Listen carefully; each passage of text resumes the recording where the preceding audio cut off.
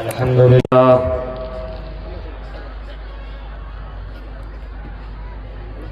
अल्हम्दुलिल्लाह नहमदुहु व नस्तईनुहु व नस्तगफिरुह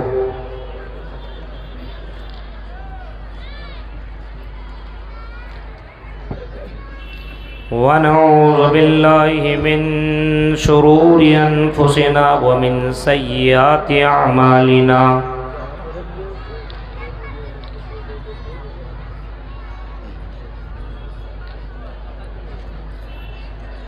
मन यहदिल्लाहु फला मुज़िल्ल लहु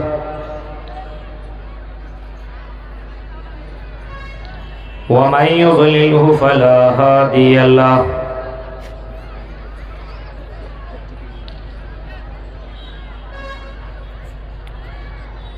व अशहदु अल्ला इलाहा इल्लल्लाहु वहदहु ला शरीक लहु वअशहदु अन्न मुहम्मदन अब्दुहु व रसूलुहु।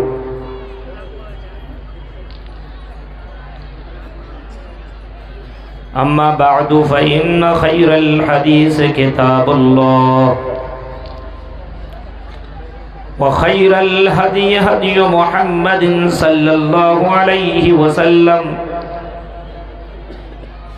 व शर्रल उमूरि मुहदसातुहा व कुल्लु मुहदसतिन बिदअह व कुल्लु बिदअतिन ज़लालह व कुल्लु ज़लालतिन फिन्नार।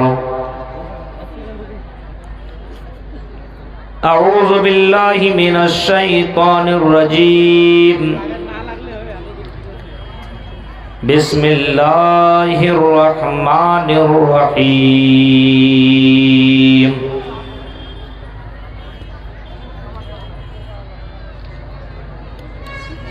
वलौ अन्न अहलल क़ुरा आमनू वत्तक़ौ लफ़तहना अलैहिम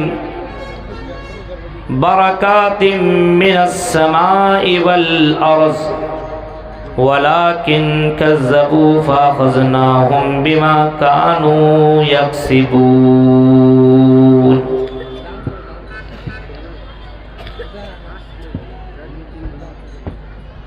रब्बि इश्रह ली सदरी वयस्सिर ली अमरी वहलुल उक़दतम मिन लिसानी यफ़क़हू क़ौली। अल्लाहुम्मा रब्बि ज़िदनी इल्मा। आमीन। काबिल एहतराम स्टेज पर तशरीफ़ फरमा उलमाए किराम,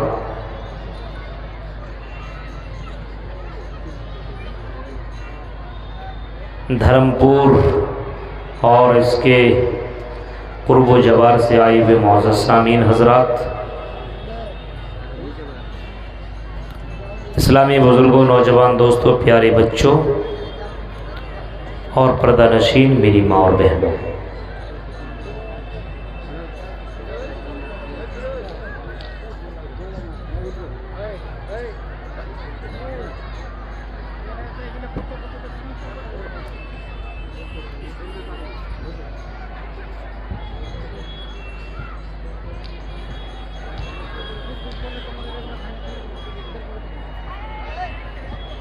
अल्लाह तबारक व तआला ने हमें और आपको इस दुनिया के अंदर पैदा फरमाया और ज़िंदगी गुजारने का तरीक़ा भी बताया और उन तरीक़ों को बताने के लिए अपने ऋषियों को, मुनियों को, पैगंबरों को अल्लाह ताला ने भेजा।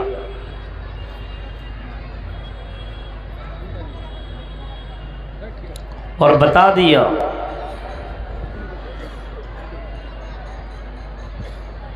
कि इस दुनिया में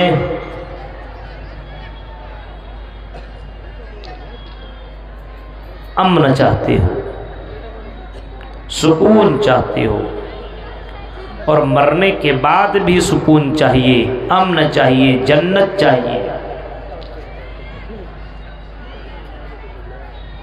तो एक अल्लाह की इबादत करो, एक अल्लाह की भक्ति करो।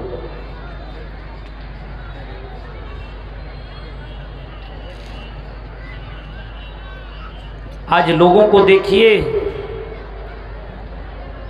आज लोग परेशान हैं। जो गरीब है वो भी परेशान, जो मालदार है वो भी परेशान, जो खूबसूरत है वो भी परेशान, जो बदसूरत है वो भी परेशान।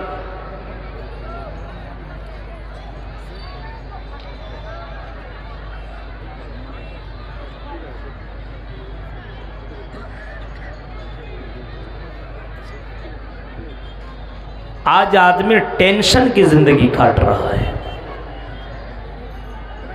बेचैनी वाली जिंदगी काट रहा है और अपनी जिंदगी में सुकून चाहता है, आराम चाहता है।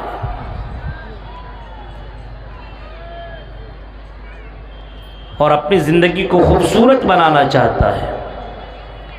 वो दवाई ढूंढता है कि भाई ऐसी दवाई मिल जाए जिसकी वजह से हमारी जिंदगी में सुकून आ जाए। मौलवी साहब चैन नहीं है, टेंशन बहुत है। अब करोड़पति आदमी भी टेंशन में है,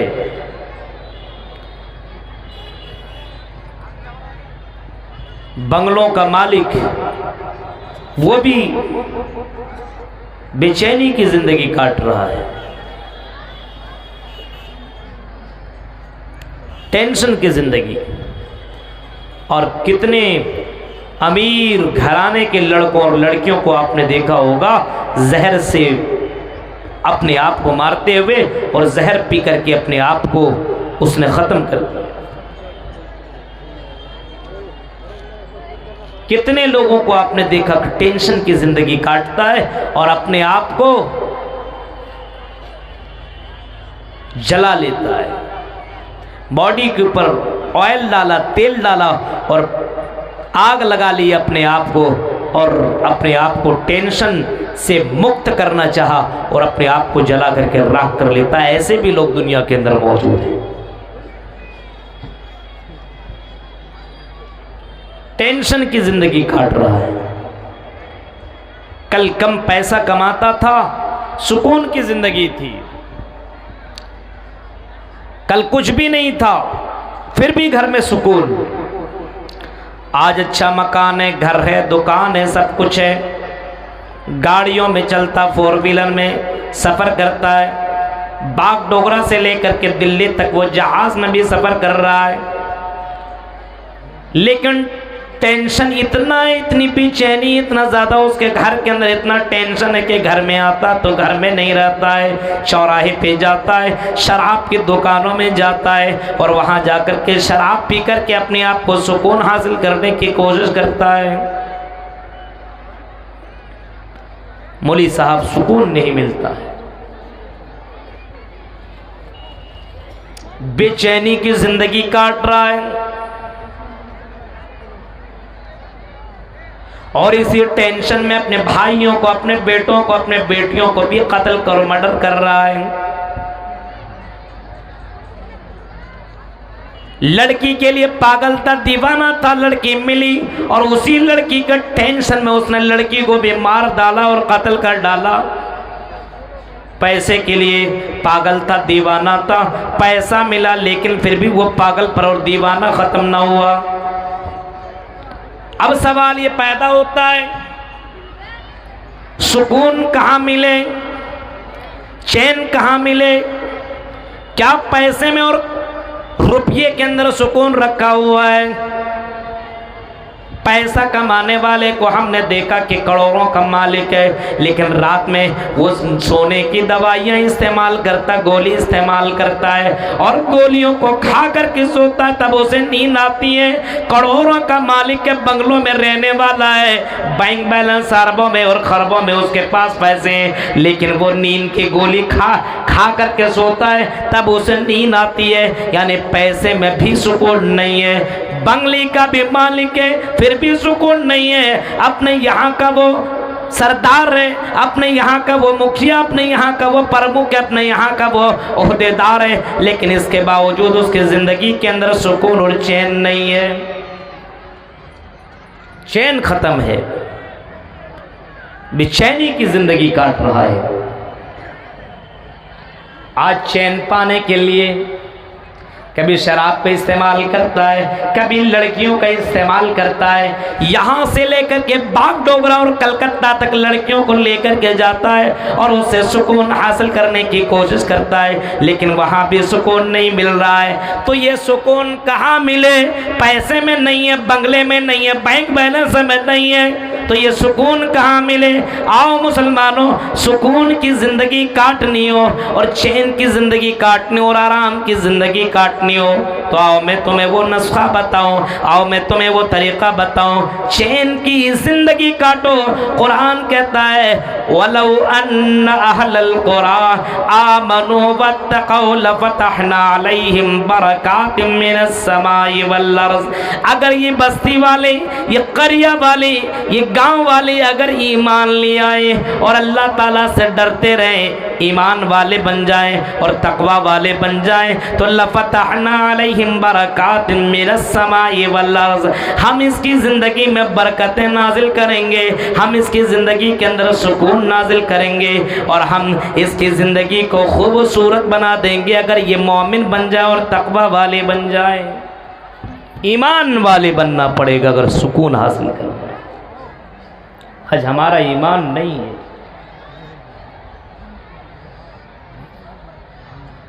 हमारा ईमान बहुत ही कमजोर है, हमारा ईमान इतना खत्म है कि चंद पैसों में हम और आप अपने आप को बेच देते हैं, अपने आप को बेचने पर भी राजी हो जाते हैं चंद पैसों में। ईमान हमारा है ही नहीं, बेचैनी है जिंदगी के अंदर। अगर ईमान को मजबूत कीजिए। और ईमान कैसे ईमान वाले बनो? सहाबा की तरह ईमान बनो। खूबसूरत लड़कियां तुम्हें अपने तरफ बुलाएं, उनसे कहो कि नहीं, इन्नी अखाफुल्लाह, मैं अल्लाह से डरने वाला हूं, मैं तुम्हारे खूबसूरती के चक्कर में आकर के अपने ईमान को ज़ाय नहीं कर सकता। कोई शराब पीने वाला तुम्हारा दोस्त शराब के लिए बुलाए, ना बाबा हमसे ये काम नहीं हो सकता, हम शराब को हाथ नहीं लगा सकते क्योंकि शराब हराम कर दी गई है और इस शराब से अल्लाह ताला ने रोका है, मना किया, हम इसको किसी भी हाल में इसको नहीं करेंगे। अपने ईमान को इतना मजबूत करो। लड़की तुमसे सेक्स कराने के लिए सब कुछ राजी है, बंद कमरा है, अकेले में हो और ऐसे वक्त में भी तुम कहो इन्नी अखाफुल्लाह, ऐसा डर और ऐसा तकवा अपनी ज़िंदगी के अंदर पैदा करो। सहाबा ने और नबी अकरम के दौर के लोगों ने ऐसा तकवा पैदा किया, अल्लाह की कसम कोई नहीं, फिर भी अल्लाह से डरने वाले लोग थे और उसके दिलो दिमाग में ये बैठा हुआ था कि किरामन कातिबीन, ये लिखने वाले फरिश्ते हमारी नेकियों को और हमारी बुराइयों को लिख रहे हैं। हम जो नेकियां किया करते हैं उसको भी लिखते हैं, हम जो बुराइयां किया करते हैं उसको भी लिखते हैं। हाँ, ये मरने के बाद अल्लाह के पास जा करके ये नाम-ए-अमाल हमें आपको मिल जाएंगे, ये नाम-ए-अमाल हमारे हाथ में मिलेंगे। कुरान तो चीख करके कहता है फमन यअमल मिस्काल ज़र्रतिन खैरन यरा वमन यअमल मिस्काल ज़र्रतिन शर्रन यरा, जो जर्रा बराबर नेकी भी करेगा उसको कल क़यामत के दिन देख लेगा और जो जर्रा बराबर भी बुराई करेगा, जर्रा बराबर भी बुराई करेगा, कल क़यामत के दिन उसको देख लेगा। हमारा ईमान इतना कमज़ोर है, दुनिया के अंदर एंजॉय करने के लिए सब कुछ करने पर आमादा है, बेचैनी की ज़िंदगी काट रही, ईमान नहीं है हमारे पास, जुल्म की इंतहा हो रही है हमारे यहाँ। आज भाइयों के हुकूक को खत्म किया जा रहा है। आज हमारे यहाँ ईमान वाला है, नाम अपने आप को आफताब रखता है, इस्लामिक नाम रखता है और गैर मुस्लिम लड़की से संबंध बनाता है, श्रद्धा जैसी लड़की से कांटेक्ट करता है और मोहब्बत की जाल में उसको फंसाता है, या ये कहो उसकी मोहब्बत में जलता है, उसकी मोहब्बत में फंस जाता है, वो आफ्ताब जैसा लड़का उसके पीछे लग जाता, दीवाना बन जाता है और दोनों के दोनों लिविंग जिंदगी काटते हैं, दोनों के दोनों बगैर निकाह के रहते हैं, एक ही रूम के अंदर, एक ही कमरे के अंदर, एक ही बिस्तर में एक एक दो दो तीन साल तक जिंदगी काटते हैं। और जब लड़का का दिल भर गया तो लड़के ने उसे श्रद्धा को कत्ल किया, मारा और 35 टुकड़े कर डाले और फ्रीज के अंदर रखता है। मेरे भाइयों जरा सोचो, इंसान एक अपने आप को मुसलमान समझ रहा है, अपने आप को ईमान वाला समझ रहा है, लेकिन इसके बावजूद इतना घटिया हरकत करके अपने इस्लाम को बदनाम कर रहा है। जरा सोचिए तो सही मेरे भाइयों, ये कौन से मुसलमान, ये ईमान वाले हैं कि जिसको चाहा लड़की को दिए, देखा दिल दे दिए। मौलवी साहब, उस लड़की के बगैर चैन नहीं आता है। किसी ने तो अपनी गर्लफ्रेंड के बारे में यहां तक लिख देता है, कभी कभी आपने देखा है, तुझ में रब दिखता, बताओ, लड़कियों में रब दिखता है। कोई कहता दिल तो पागल है, बताइए दिल पागल है, अरे तू पागल है गधा गईगा। गौर करो, जब तुम ईमान वाले बन जाओ और तकवा वाले बन जाओ, अल्लाह की रहमतें बरकतें तेरी जिंदगी के अंदर नाजिल होंगी, तुझे सुकून मिलेगा। ईमान वाले बनो, ईमान वाले ऐसे बनो कि दुनिया के अंदर जो कुछ कर रहा हूँ मरने के बाद अल्लाह के यहाँ मुझे हिसाब देना पड़ेगा। जिना करने वालों, अगर ईमान अगर तेरा मजबूत हो तो जिना से अपने आप को रोक सकता है। शराब पीने वालों, अगर ये गलत काम कर रहे हो तो मरने के बाद की जिंदगी का यकीन होना चाहिए, क्योंकि मरने के बाद तुम्हें अल्लाह के यहाँ जमा होना पड़ेगा। अल्लाह तो कहता है सुम्मा इन्नकुम बाद ज़ालिका लमय्यतून सुम्मा इन्नकुम यौमल क़ियामति तुबासून। ऐ मेरे बंदो, हम तुम्हें जिंदगी के बाद तुम्हें मार देंगे और मारने के बाद हम तुम्हें एक दूसरा जिंदगी देंगे, हम तुम्हें दोबारा उठाएंगे, हम तुम्हारे कब्रों से उठाएंगे और मैदान महशर में हम तुम्हें जमा करेंगे। हर हाल में तुम्हें उठाया जाएगा। आज मुसलमानों का ईमान ये है, आज मुसलमानों का ईमान इतना कमजोर है, मर जाएंगे, सड़ जाएंगे, गल जाएंगे, हमें दोबारा जिंदगी नहीं मिलेगी। खबर से अल्लाह ताला दोबारा उठाने के ऊपर कादिर कैसे हो सकता है? जो आदमी जमीन में सड़ जाए, गल जाए, ये कैसे हो सकता है कि अल्लाह ताला दोबारा जिंदा करेगा? हाँ, कुफ्फारे मक्का तो यही कहा करते थे, ऐज़ा मितना व कुन्ना तुराबन ज़ालिका रजुम बईद। जब हम मर जाएंगे, सड़ जाएंगे, गल जाएंगे, तो हमें दोबारा अल्लाह ताला कैसे जिंदा करेगा? ये तो बहुत बड़ी बात है, ये तो बहुत दूर की बात है, ये अकल से बाहर वाली बात है। ये तो बस मोहम्मद की अपनी बातें, इन बातों के में लगने की ज़रूरत नहीं है।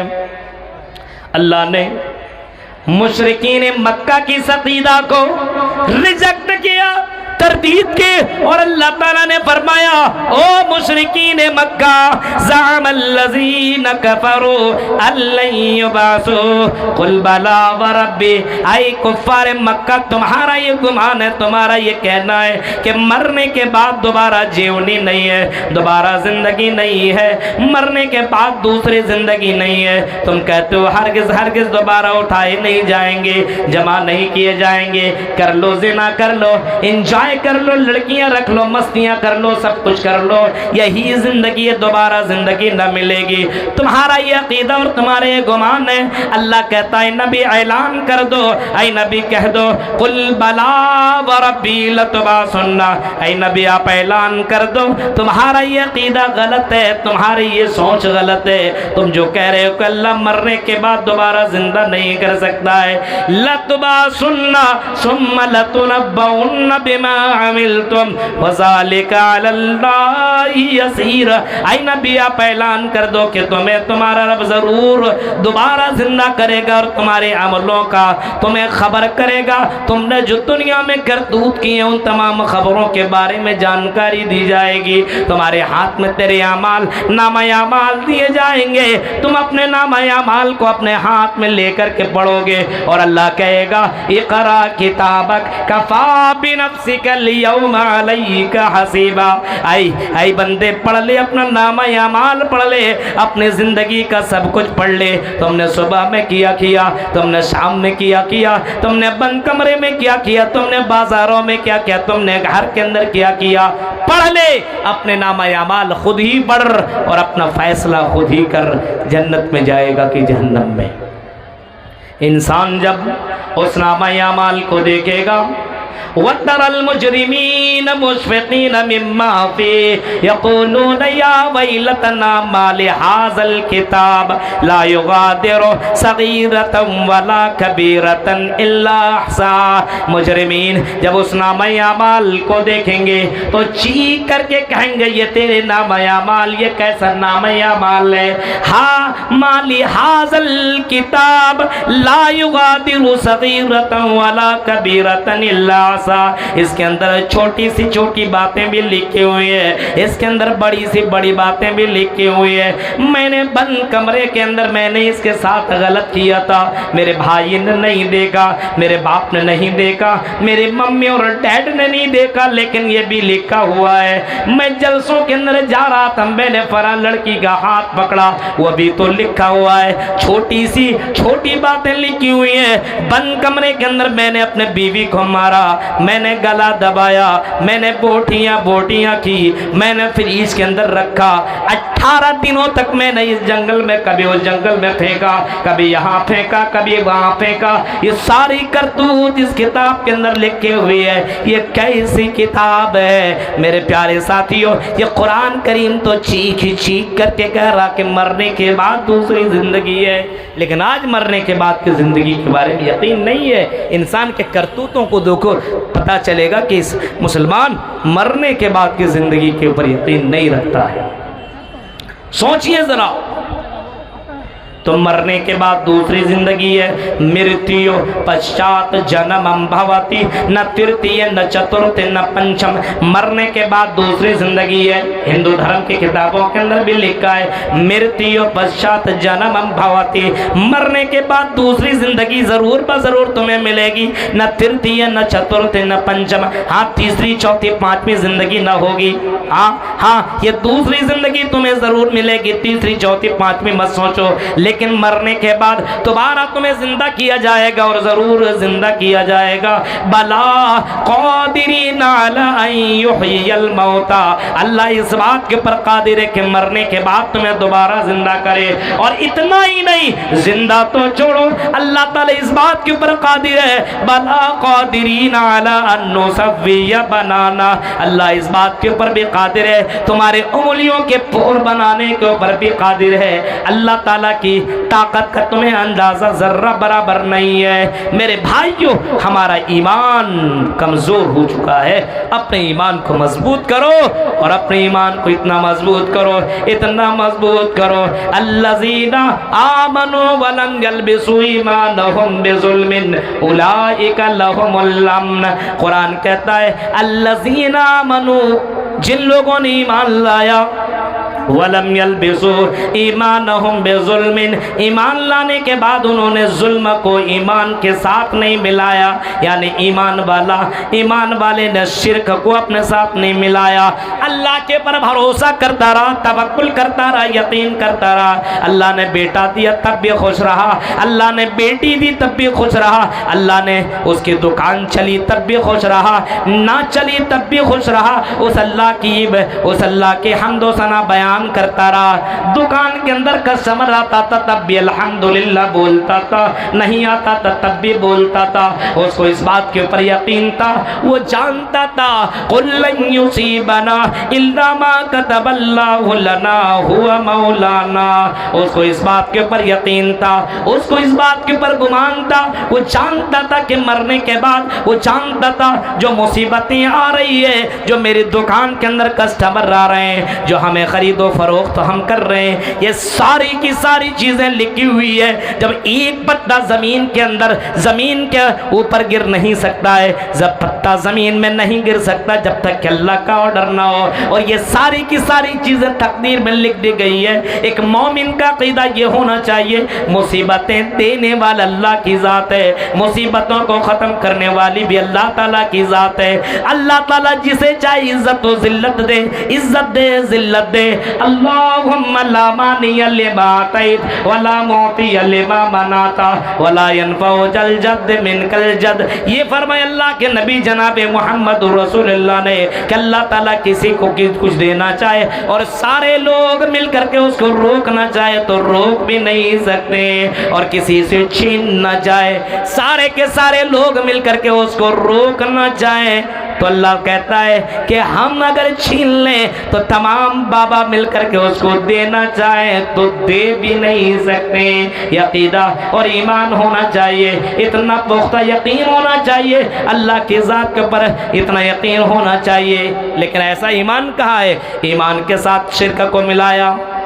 1 साल 2 साल 3 साल बच्चा न हुआ, चला गया उस बाबा के पास, उस चौराहे के पास, उस नंगा बाबा के पास, उस कुत्ता बाबा के पास, उस गधा बाबा के पास, कभी यहाँ भागा कभी वहाँ भागा। ईमान को शिरक के साथ जोड़ दिया कि यहाँ नहीं मिल रहा है तो वहाँ मिल जाएगा। मेरे भाइयों, लिल्लाहि मुल्कु समावाति वल अर्ज़ यख़्लुक़ु मा यशा, यहाँ बोले मैं यशा विनासा और यहाँ बोले मैं यशा ज़ुकूर। अल्लाह ताला बेटा बेटी देने वाला है। अल्लाह ताला जिसको चाहे बेटा ही बेटा दे और जिसको चाहे तो बेटियां ही बेटियां दे, और जिसे चाहे तो बांझ रख दे और जिसे चाहे दोनों मिला जुला करके दे।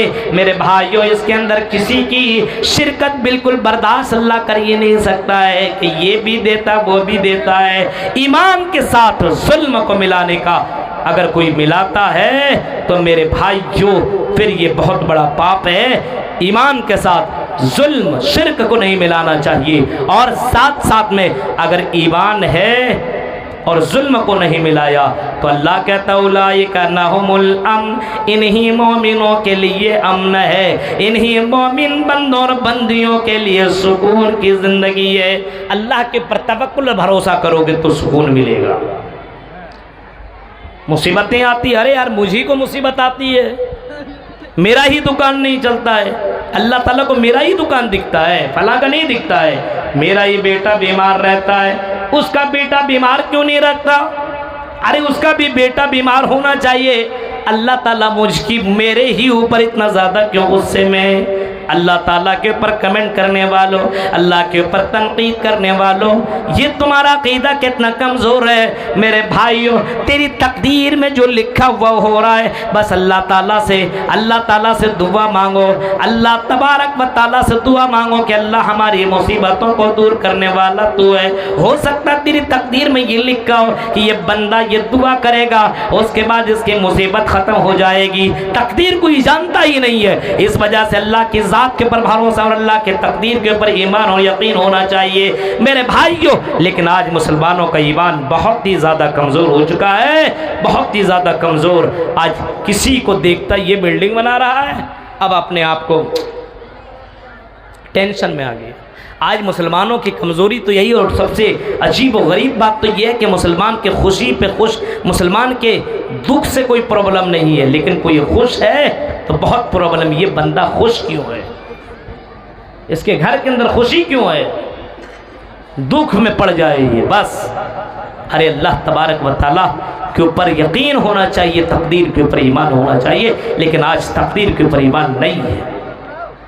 सुकून कहाँ मिलेगा? ईमान वाले बनो और तकवा वाले बनो। तुम बंद कमरे में भी डरो, जंगलों में भी डरो, बाजारों के अंदर जाओ तब भी डरो, दार्जिलिंग में जाओ तब भी डरो, पार्कों में जाओ तब भी डरो। कोई देखने वाला नहीं है, लेकिन अल्लाह तबारक व तआला देख रहा है।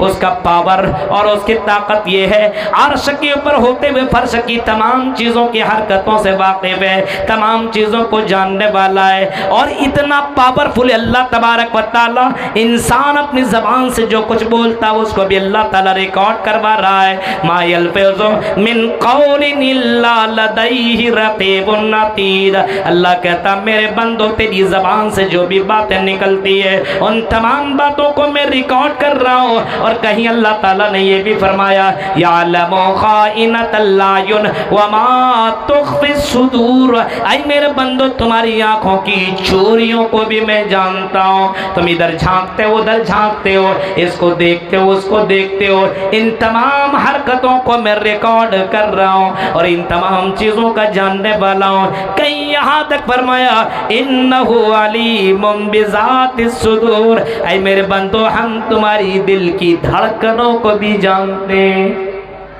अब ये अल्लाह तबारक व तआला ये सारी चीज़ें जान रहा है तो उस अल्लाह रब्बुल आलमीन के ऊपर ईमान होना चाहिए और ईमान के साथ साथ डरते रहना चाहिए, तब सुकून आएगा, वरना सुकून जिंदगी में नहीं आ सकता है।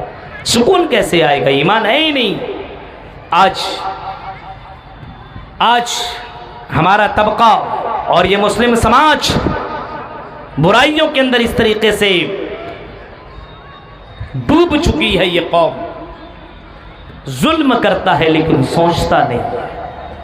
आज भाई भाई के ऊपर जुल्म, सास बहू के ऊपर, बहू सास के ऊपर, भाई भाई के साथ और रिश्तेदार रिश्तेदार के साथ आज तो जुल्म की इंतहा हो चुकी है। मरने के बाद की जिंदगी का कोई डर नहीं है। नबी अकरम के दौर की जिंदगी को उठाओ। एक सहाबी हैं हजरत अबू ज़र गफ़ारी, उन्होंने ऐसे ही आज समझ लीजिए गुस्से में बोल दिया हजरत बिलाल को, ऐ काले कलोटे की औलाद। बिलाल को ये काले की औलाद, काले कलोटे की औलाद। हजरत बिलाल रज़ी अल्लाह ताला अन्हु मोहम्मद रसूलुल्लाह के पास रोते हुए पहुंचते और हजरत नबी अकरम सल्लल्लाहु अलैहि वसल्लम से कहते हैं अल्लाह के नबी, क्या काला होना अल्लाह की नज़र में गलत है? क्या काले को अल्लाह ताला पसंद नहीं करता है? क्या गोरे को अल्लाह ताला पसंद करता है? क्या अल्लाह भी अमीर और गरीब देखता है? क्या अल्लाह भी अमीर और गरीब देखता और काला और गोरा देखता है? अल्लाह के नबी, मुझे बिलाल ने काले की औलाद कहा है, मुझे काला कहा है। ओ अल्लाह के नबी, क्या अल्लाह भी काले गोरे के दरमियान फर्क करता है? अल्लाह के नबी सल्लल्लाहु अलैहि वसल्लम ने फरमाया ओ लोग अबू ज़र गफ़ारी को बुलाओ। बुलाया गया और अल्लाह के नबी ने फरमाया ऐ अबू ज़र गफ़ारी, तेरे अंदर से अभी तक जहालत नहीं गई है, अभी भी वही जमाना जाहिलियत वाला काम कर रहा है, गलत। अबू ज़र गफ़ारी को एहसास हुआ मैंने गलत कहा है, मुझे माफ़ी मांग लेनी चाहिए, वरना कल क़यामत के दिन हो सकता है इसकी वजह से अल्लाह ताला मुझे कहीं जहन्नम के अंदर न डाल दे। हज़रत बिलाल से उसी वक्त उन्होंने माफ़ी मांग ली। मेरे प्यारे साथियों, ज़रा सोचिए और तसव्वुर कीजिए और अपने आप के गिरबान में झांक करके देखिए हम कितने बड़ी ज़ालिम। शैतान और मदरसा और मस्जिद के सेक्रेटरी में एक मरतबा झगड़ा हुआ, आपने सुना? किसी ने बड़ी अच्छी